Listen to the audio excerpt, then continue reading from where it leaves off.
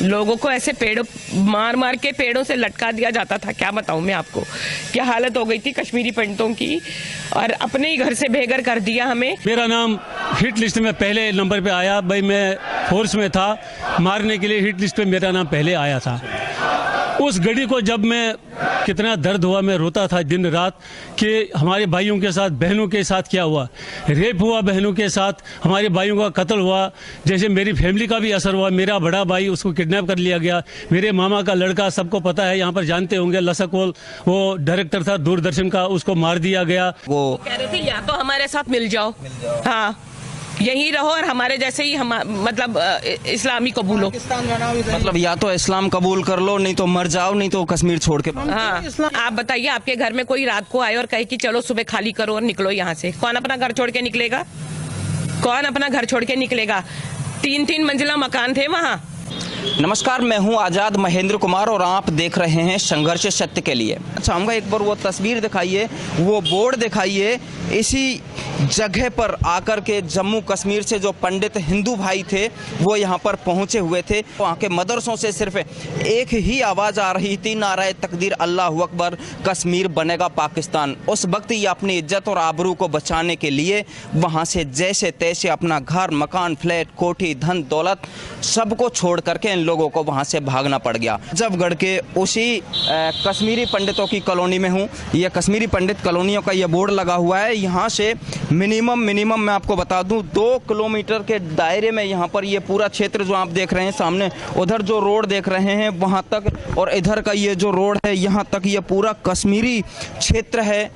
Kashmiri colony के नाम से ये जाना जाता है। चलिए, मेरा नाम अशोक कुमार भट्ट, मैं कश्मीर के स्वर्गद्वार पे रहता था, जिसका नाम है वेरीनाग, डिस्ट्रिक्ट अनंतनाग में पड़ता है वो। इस टाइम ये उग्रवाद शुरू हुआ, मैं फोर्स में काम करता था और मुझे पता चला कि वहाँ पर ये शुरू हुआ है। शुरू तो बहुत पहले से हुआ था, ये 10-15 साल पहले से, जब से अलफता आई थी और जब से ये वहाँ पर मुख्यमंत्री थे, ये उन्हीं के, फारूक अब्दुल्ला, उन्हीं के शासन में ये कार्य शुरू हुआ था।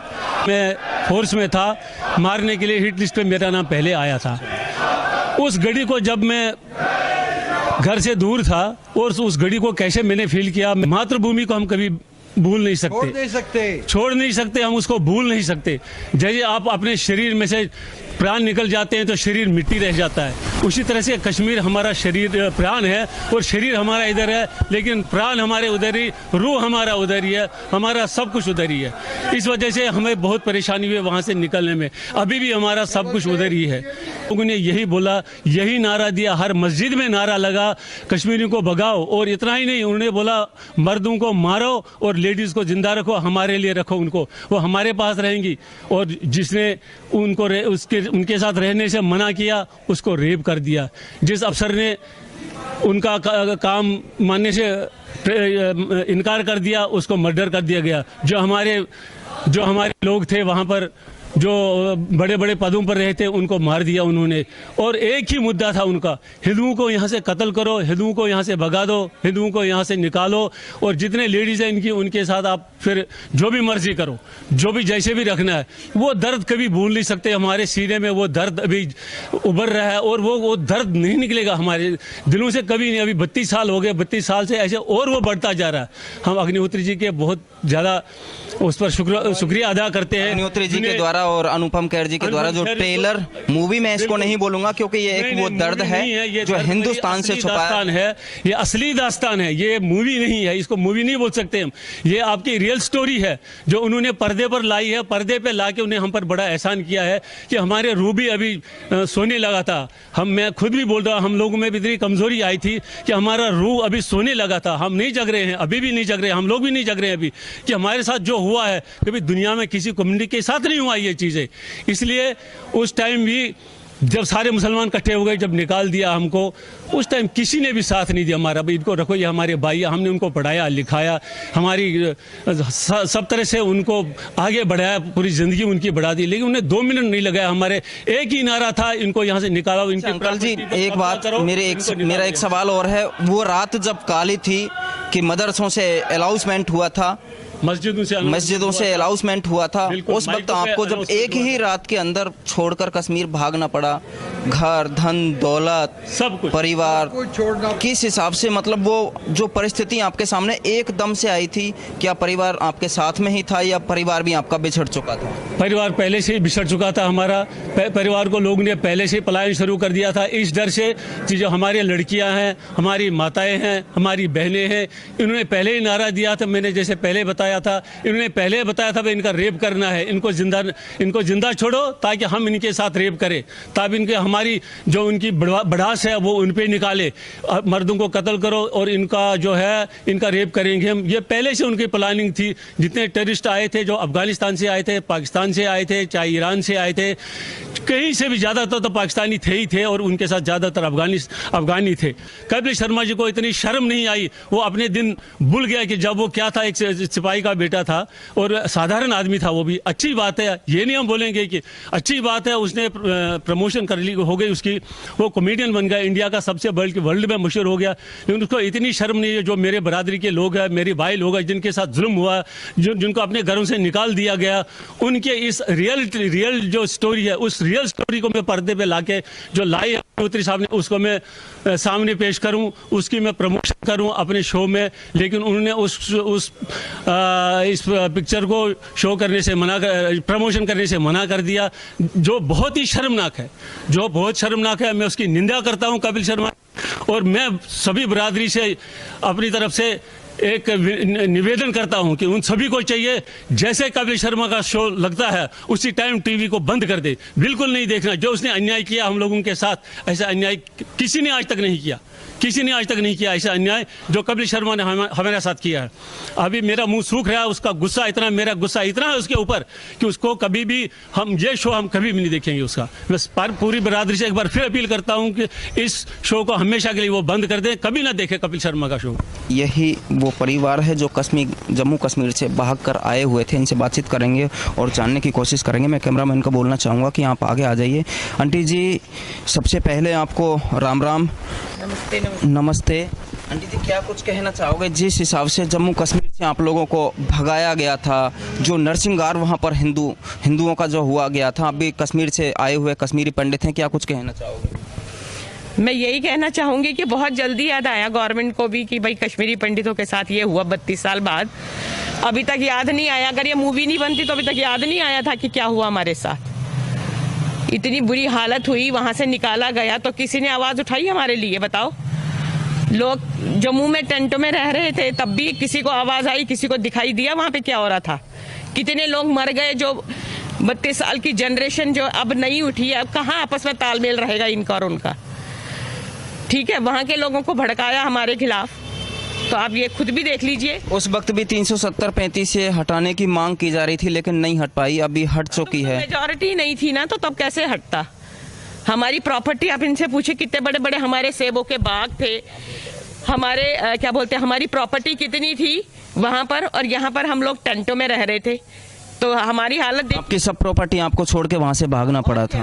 पूछो इनसे। सब कुछ छोड़ के आ गए, एक रात में ही भागना पड़ गया? हाँ? सबों को, हाँ, एक रात में ही हो गया सारा सब कुछ। अनाउंसमेंट वहाँ पर हुआ था कि नारे तकदीर अल्लाह अकबर, कश्मीर बनेगा पाकिस्तान, कश्मीरी पंडितों यहाँ से छोड़ के भागो। कह रहे थे या तो हमारे साथ मिल जाओ, हाँ यहीं रहो और हमारे जैसे ही मतलब इस्लामी कबूलो। अभी भी जेल रहे हैं, अभी कोई हमारी संतुष्टि नहीं है कि हम यहाँ है तो हम खुशी से बैठे हैं, या हमारा मन खुश है, मन खुश कुछ भी नहीं है, मगर ये तो मजबूरी से अब रहना पड़ रहा है। लेकिन हमारा मन तो वही है जहाँ हमारा जन्म स्थान था। वापस जाना चाहते हैं वहीं पर? क्या जब अगर होगा ऐसे तो क्या कहना चाहोगे सरकार को? वैसे केंद्र सरकार ने बोल दिया है कि जम्मू कश्मीर में पंडितों को दोबारा बसाया जाएगा। जब बसाया जाएगा तो देख लेंगे उस टाइम, अब तो 32 साल हो गए। आंटी, बहुत पीड़ा थी ना उस वक्त? बहुत हालत। किस तरह से आप अपनी पीड़ा को जाहिर करेंगे? उसके लिए तो शब्द ही नहीं है सर। लोगों को ऐसे पेड़ों मार के पेड़ों से लटका दिया जाता था, क्या बताऊं मैं आपको, क्या हालत हो गई थी कश्मीरी पंडितों की। और अपने ही घर से बेघर कर दिया हमें। खाली घर ही नहीं था, अपना वातावरण, वहाँ का क्लाइमेट ठंडा, यहाँ का गर्म, झुलस गए, यहाँ रह नहीं पाए, सनस्ट्रोक से आधे तो वैसे ही मर गए। तो आप ये देखिए, बिल्कुल हर चीज से बेदखल कर दिया। तो रातों रात निकाल के हमें बाहर फेंक दिया अपने घर से। ये तो रात को कोई आए और जब आप वहाँ से भागकर आए थे, अपनी जान बचाकर वहाँ से आए थे, तो कहीं ऐसा आपके साथ में हुआ कि भाई लेडीज अलग भाग रही हैं, जेंट्स अलग भाग रहे हैं, बच्चे कहीं अलग हैं, कुछ ऐसा वो भी तो हो गया। बहुत घर माँ बाप ने तो पहले बच्चों को भेज दिया जम्मू, उनको वहाँ पर रहने के लिए। फिर जब वहाँ पर ज़्यादा जाती हो गई उनके साथ तो फिर खुद भाग कर आ गए। वो तो बंदूक किसी के सर पे रख दे कोई और कहीं निकलो यहाँ से। अब लोग हमें बोलते हैं यहाँ पर आकर, कुछ लोग बोलते हैं अरे हाँ आप तो कायर थे, भाग आए, हम होते तो मुकाबला करते। बंदूक से कैसे मुकाबला करोगे बताओ मुझे? कनपट्टी पे बंदूक रख दी है और घर के एक एक सदस्य को मार दिया। कल आपकी बारी है तो कैसे बंदूक के साथ मुकाबला करेंगे? मुझे समझ में नहीं आता। कहते अरे आप लोग तो डर के भाग गए। अरे डर के कैसे भागते हैं? अपने इंसान अपने से नहीं डरता, अपने बाल बच्चों के लिए डरता है, उनके लिए भागे, माँ बाप के लिए डरता है, इसलिए निकले वहाँ से। तो उनको ये था कि ये जो हिंदू है ये भी बंदूक उठाएं और ये भी जिहाद में शामिल हो जाए। ऐसे थोड़ी हो सकता है। उस सरकार उस समय कहीं गायब थी। कोई शासन प्रशासन कोई भी सामने नहीं आया था उस वक्त जब आपको भगाया गया? नहीं, कोई नहीं आया। वो तो उस समय जगमोहन जी ने चलो वो किया कि भाई अपनी जान बचाओ और निकालो, किसी तरह निकल गए तो निकल गए, वरना तो कुछ नहीं। मेरा नाम किरण खेर है। मैं मूल निवासी मटन अनंतनाग डिस्ट्रिक्ट की हूँ। मैं उस टाइम स्कूल में ही थी जब ये सब हो रहा था। आप मानेंगे नहीं कि हम रात को सोए और रात को बिना चप्पल के हम घर से निकल गए। और अभी भी हमसे कई लोग कहते हैं आप क्यों छोड़ के आ गए, आप भाग के आ गए।